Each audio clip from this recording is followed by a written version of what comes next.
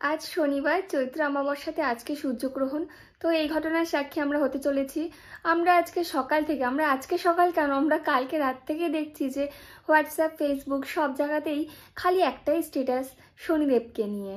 তো ঘরে কি কি করলে বা কি কি করতে হবে যাতে কিনা তোমরা সেই শনিদেবের কোপের হাত থেকে বাঁচতে পারো। তো এরকম নানা রকম রেমেডি ফেসবুকে ঘুরছে, ইউটিউবে ঘুরছে, সব জায়গাতে কিন্তু একই জিনিস ঘুরছে। তো আমারও দেখে কোথাও মনে হলো যে আমি কেন বাদ যাবো, আমিও একটু কিছুটা পালন করি। আর সেই জন্য আজকে আমি কিনে নিয়ে এসেছি কি জানো, প্রদীপ। এই দেখো, এই প্রদীপটা লাগবে। তোমরা অনেকে জানো যে প্রদীপটা কেন লাগবে, তাই তো তোমরা অনেকে ভাবছো।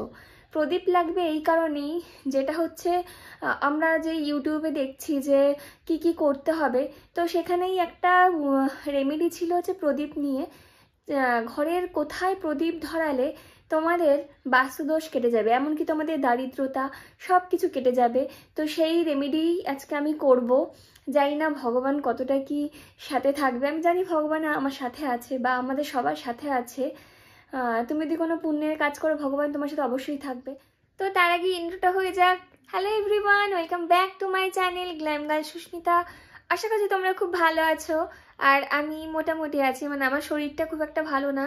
তো দেখো, মাথায় তেল দিয়েছি, তেল জল দিয়েছি, এতটাই মাথা যন্ত্রণা করছিল।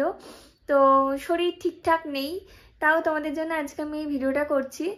আর যেই রেমেডিটা আজকে আমি তোমাদের সাথে শেয়ার করব, সেটা আমি এখনই তোমাদের সাথে শেয়ার করে দিচ্ছি। সেইটা হচ্ছে কি বলো তো, আজকে যেহেতু শনিবার, তার মধ্যে অমাবস্যা, আবার আজকে হচ্ছে সূর্যগ্রহণ, দিনটা এটা হচ্ছে অ্যাস্ট্রোলজারদের মতে আজকের দিনটা নাকি ভীষণ স্ট্রং একটা দিন। তো এটা আমি ঠিক জানি না, কিন্তু ইউটিউব সব জায়গায় দেখছি।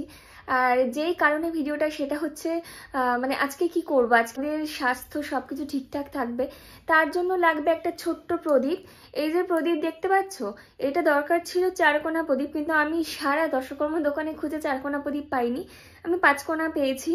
তো এটাকে আমি চারটে দিকে সলতা লাগাবো, একটা সলতে লাগাবো না, তাহলে ওটা চৌকো 4 কোনা মুখো হয়ে যাবে। তোমরা 4 কোনা সলতে লাগানোর পর সেই প্রদীপ জ্বালাবে। আর ঠিক 8টা 18 মিনিটে তোমরা তোমাদের যে মেন দরজার বাইরে তোমরা এই প্রদীপটা ধরাবে।